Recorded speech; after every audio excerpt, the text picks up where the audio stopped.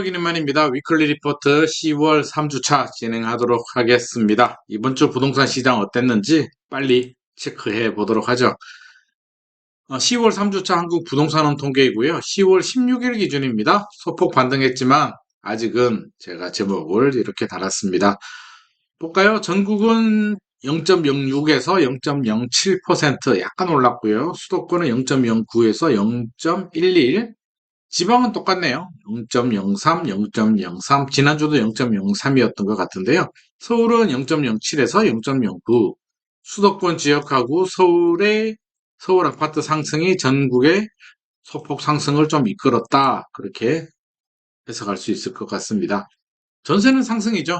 이제 역전세 이런 얘기 더 이상 안 나오잖아요. 빌라 오피스텔 전세 시장은 신뢰가 무너졌기 때문에 여전히 깡통 전세 우려도 있고요. 어려운 상황인데 아파트 시장은 이제 전세 가격 하락 이런 건 입주 물량이 많이 나오는 그런 지역의 단지가 아니면 이제 전세 가격 떨어지고 역전세는 현실적으로 이제 끝난 것 같습니다. 전국은 0.09에서 0.15고요. 많이 올랐죠? 수도권은 0.17에서 0.26, 지방은 0.02에서 0.05, 서울은 0.11에서 0.18. 전세는 많이 회복을 했습니다. 이제 전세 걱정, 아파트 전세 시장은 더 이상 불안 요소는 없을 것으로 생각이 됩니다. 1년간 흐름 한번 보겠습니다. 1년간 흐름은 제가 뭐 매주 비슷한 흐름이지만 1년이 1년이니까요. 쭉 떨어졌다가 작년, 그렇죠? 쭉 떨어졌다가 이제 12월, 1월 바닥을 찍고 쭉 회복을 하죠. 이게 상반기죠, 상반기. 자, 요게, 그쵸. 1년 동안, 요게 상반기. 상반기 동안은 굉장히 빠르게 쭉 올라갔는데, 하반기 보죠. 하반기는 요 정도 상승폭이니까 상반기의 상승폭에 비하면 하반기는 굉장히 낮다. 하지만 절대적 가격을 보면 마이너스가 아니라 플러스, 상승으로 돌아선 건 맞지만, 상승폭을 보면 굉장히 좀 제한적이다라는 걸 이 1년치 통계를 보고 알 수가 있습니다. 지역별로 한번 볼게요. 지역별로도 그래요.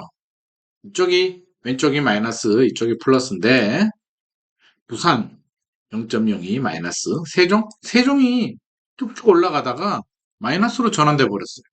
전남이 마이너스 0.01, 제주가 마이너스 0.04. 그렇죠? 이게 막 상승세 같으면 부산도 지금 상승으로 전환됐어야 되고요. 제주도 상승으로 전환돼야 되고, 전라도 상승 전환돼야 되고요. 나머지 지역들도 조금 치고 올라가줘야 되는데, 하반기 한 9월 넘어가면서 멈춰버린 것 같아요. 여기서 왔다 갔다 합니다. 올랐다 내렸다, 올랐다 내렸다 지금 박스권 고압세를 유지하고 있기 때문에, 아무튼 앞으로 시장 상황을 조금 더 지켜봐야 되겠지만, 좀 제한적이다. 상승폭이 굉장히 제한적이다는 말씀 드리고 싶고요.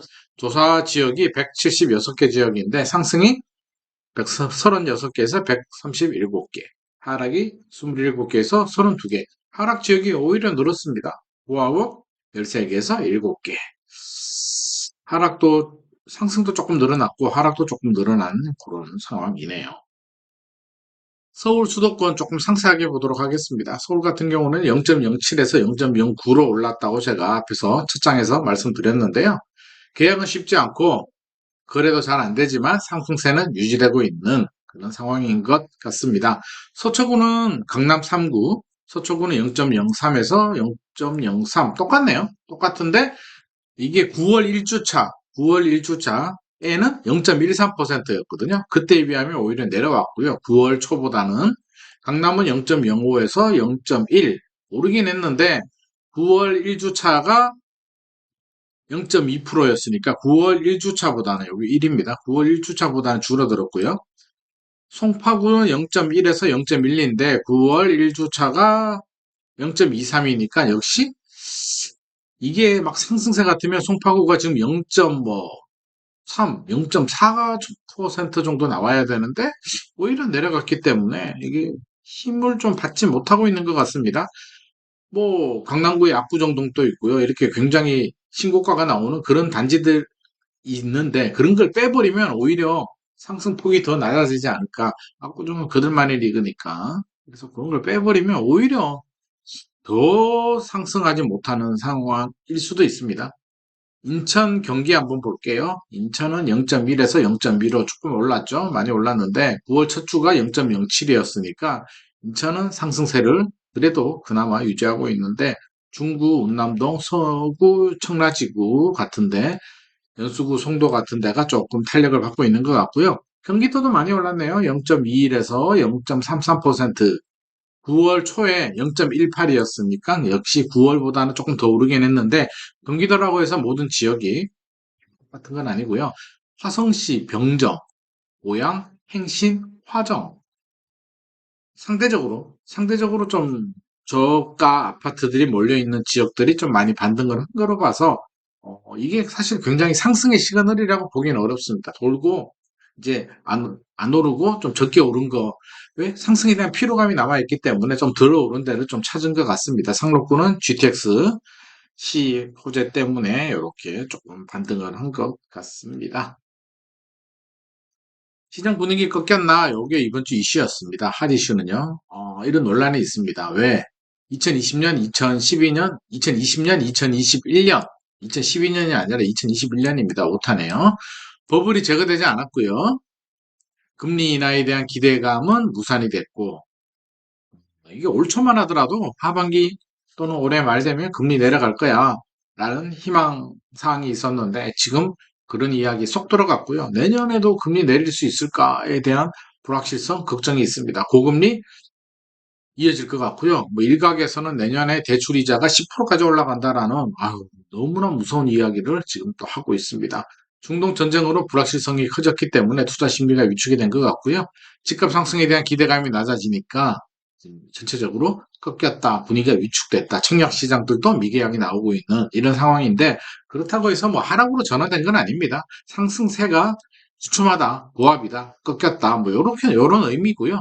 상황에 따라서 다시 상승으로 또 전환될 수도 있고 하락으로 전환될 수도 있는데 일단 상황을 조금 더 지켜봐야 될 것 같습니다. 이번 주에 청약단지 미계약도 핫 이슈였는데요. 두 개 단지였죠. 서울입니다. 개봉동에 호반 서밋 개봉이 110가구 모집에 처음에 청약할 때 2,776명, 25대 1의 높은 경쟁률이 나왔는데 계약은 72가구가 포기를 해버렸습니다. 물론 무슨 일로 가서 이제 높은 경쟁률이 나오긴 했는데 상도 프루지오 클라베뉴도 401가구 모집에 5,626명이 몰려서 14대 1이 나오긴 했는데 계약은 미계약이 많이 나왔다. 우순에서는 물론 뭐 흥행 성공했습니다. 그래도 이게 분위기 좋을 때 같으면 미계약이 나올 리가 없거든요. 그럼 왜 미계약이 났을까 살펴보면은요.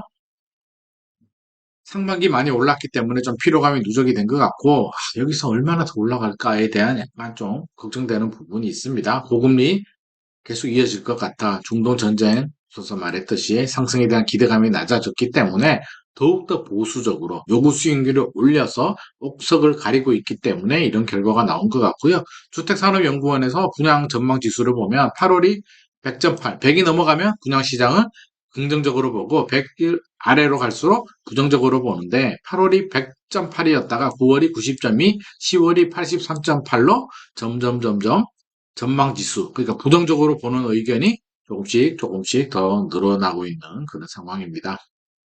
LH 일 안 했다. LH 올해 뭐 철근 누락도 있었고 뭐 여러 가지가 있었기 때문에 또뭐 PF 대출 금리 뭐 여러 가지 문제 때문에 쉽지 않은 상황입니다. 진짜 쉽지 않은 상황이긴 맞는데 그래도 요즘 착공 인허가 물량이 줄어들면서 앞으로 입주 물량이 줄어들 수도 있다. 이런 우려 때문에 정부에서 9월 26일에 공급 대책까지도 발표가 됐고 지금 후속 대책들 나오고는 있는데 LH가 올해요. 공공주택 6만 세대, 임대 2만 8천 가구 세대 공급을 하겠다라고 했는데 9월까지 실적이요. 5,995가구, 6.8%밖에 달성을 못했네요. 이런 식이면 저는 그런 생각이 들어요. 차라리 공급 대책 발표하지 말고 이미 발표된 계획, 공급 대책 이미 발표된 계획만 그거라도 좀 제대로 잘 수행하면 그게 더 도움이 되지 않나. 발표만 하지 말고요. 책임지지도 못한 발표가 무슨 의미가 있습니까? 그러니까 발표된 거라도 좀 제대로 하자. 라는 게 제 의견입니다. 오늘의 내용이 도움이 되셨다면 좋아요와 구독 부탁드립니다.